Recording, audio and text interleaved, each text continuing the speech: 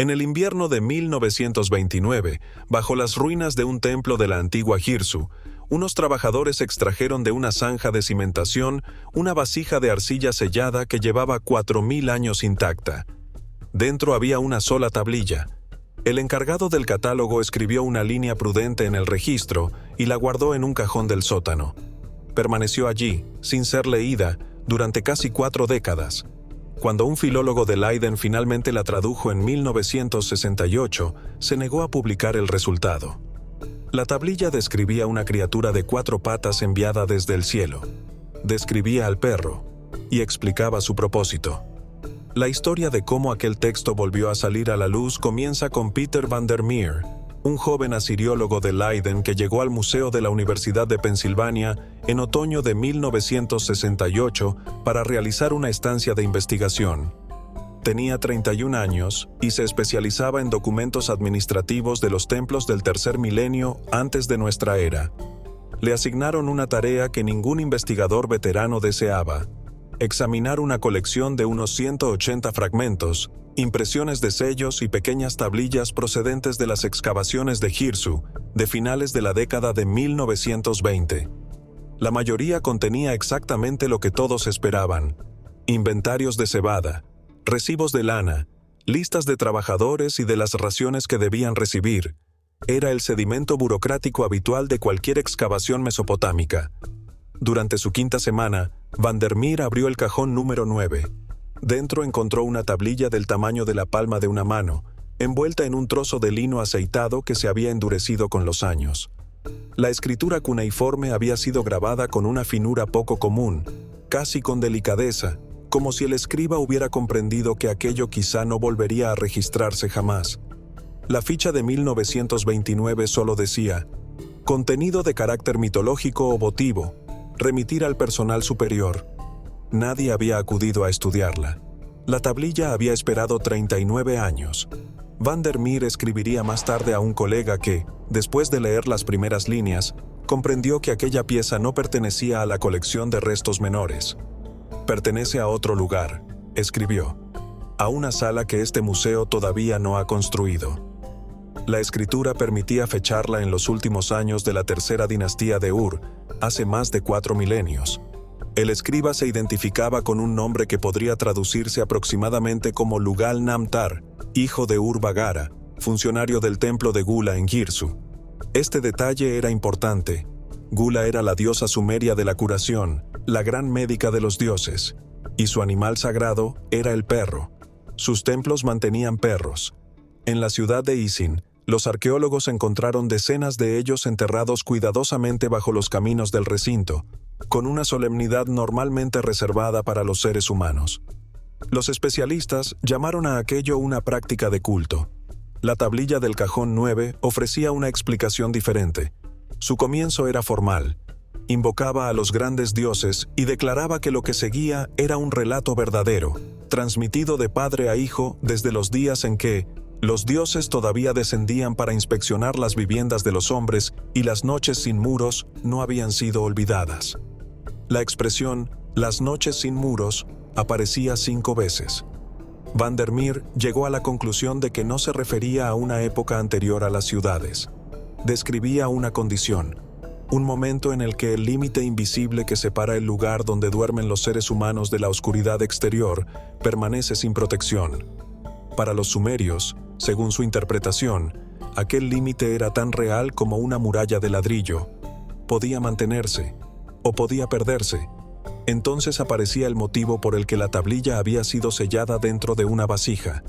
El escriba relataba la llegada a la tierra de una criatura de 4 patas, traída por los Anunnaki para cumplir 3 propósitos: permanecer, vigilar y vincular. Según el registro del museo, Van der Meer abandonó la sala de lectura a las 9:14 de la noche y regresó a las 10:02. Nunca explicó a dónde fue durante aquellos 48 minutos. Al volver, se sentó y comenzó a traducir. Trabajó en el texto durante el resto de su estancia y continuó haciéndolo durante 4 años más. Sus colegas lo describieron como un hombre prudente que se había vuelto silenciosamente obsesivo. Rechazó 2 puestos académicos y publicó muy poco. Su hermana recordaría que mantenía una sola línea de la tablilla colgada sobre su escritorio, escrita en transliteración sumeria. Nunca quiso explicarle su significado, solo decía que todavía no se había ganado el derecho a estar seguro. El escriba no parecía esperar que alguien dudara de su relato. Escribía con el tono sereno y administrativo utilizado para inventarios y acuerdos fronterizos. No parecía estar componiendo un mito. Creía estar conservando una verdad que los hombres de su generación comenzaban a olvidar. Antes de describir la llegada de la criatura, dejó una advertencia. Los hijos del templo ya no pronuncian los nombres antiguos. Ven a la criatura en la puerta y solo ven a la criatura. Escribo para que la puerta todavía sea reconocida. La tablilla afirmaba que los Anunnaki descendieron desde sus moradas en el cielo para inspeccionar los primeros asentamientos humanos. Allí encontraron una gran aflicción. No atacaba dentro de las casas, actuaba en los límites. Los pastores que dormían más allá de la última muralla eran encontrados por la mañana fríos y vacíos, sin heridas ni marcas, con el rostro vuelto hacia el campo abierto. Los animales colocados en los cercados exteriores enfermaban, mientras los situados cerca del centro permanecían sanos, y los niños se negaban a cruzar la última hoguera después del anochecer. Cuando sus padres les preguntaban por qué, señalaban la oscuridad y lloraban hasta que los llevaban al interior. Los dioses reconocieron inmediatamente la causa. Había cosas moviéndose en la oscuridad más allá de los fuegos, cosas atraídas por el calor humano como las polillas por una lámpara. Cada noche rodeaban los asentamientos, buscando un punto donde el límite se hubiera debilitado. El escriba las llamaba los que circulan. No poseen cuerpos propios, afirmaba, y por eso tienen hambre. No pueden atravesar un límite que alguien sostiene. Pero un límite que nadie protege no es un límite, es una invitación. Los Anunnaki debatieron una solución.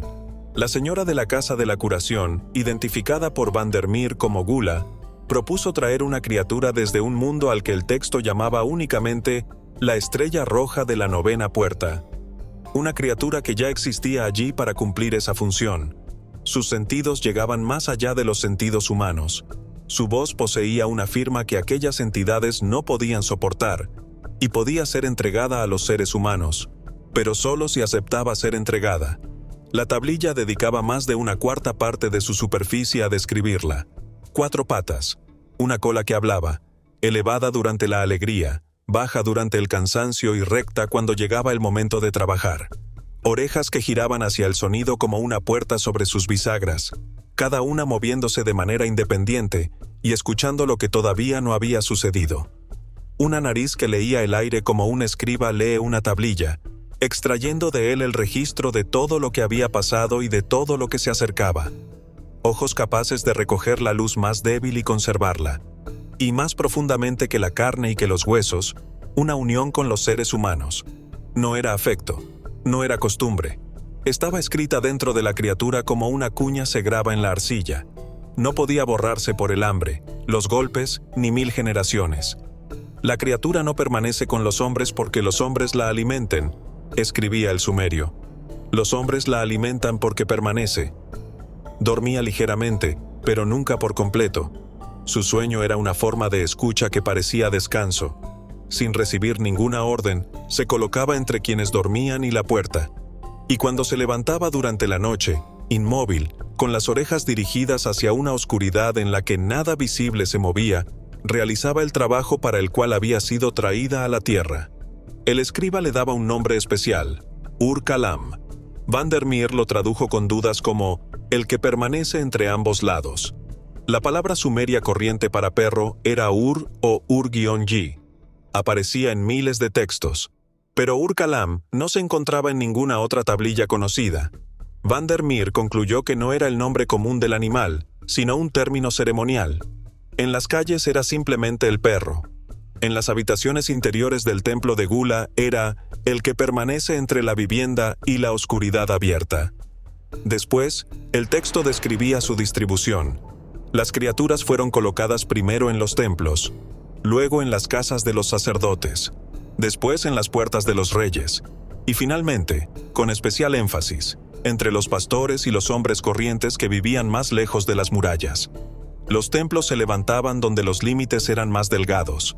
Pero los pastores ocupaban la verdadera frontera, la línea exterior de los asentamientos, el primer lugar donde las entidades probaban el paso. Según la tablilla, por eso el perro continúa siendo el compañero del pastor. La expresión sobrevivió. La razón se perdió. En cada lugar se realizaba un rito de nombramiento cuando el animal llegaba y otro de duelo cuando moría. El escriba no conservó los ritos completos. Solo dijo que la primera palabra del nombramiento no se dirigía al perro. Se dirigía a aquello que observaba desde la oscuridad. Era una advertencia. El centro de la tablilla enumeraba 7 deberes específicos. El primero era mantener el perímetro. Toda vivienda humana estaba rodeada por una línea invisible que separaba el lugar del sueño de la oscuridad exterior. La criatura debía recorrerla continuamente. Patrullaba los límites del campamento, el muro del patio o la valla del terreno. Cada vuelta profundizaba la línea del mismo modo que las pisadas crean un sendero sobre la hierba. Quien haya observado a un perro recorrer todos los días la misma ruta junto a una valla, habría visto, según el texto, el primer deber. El segundo era vigilar el camino. Toda ruta que llegaba hasta una vivienda era una interrupción del límite.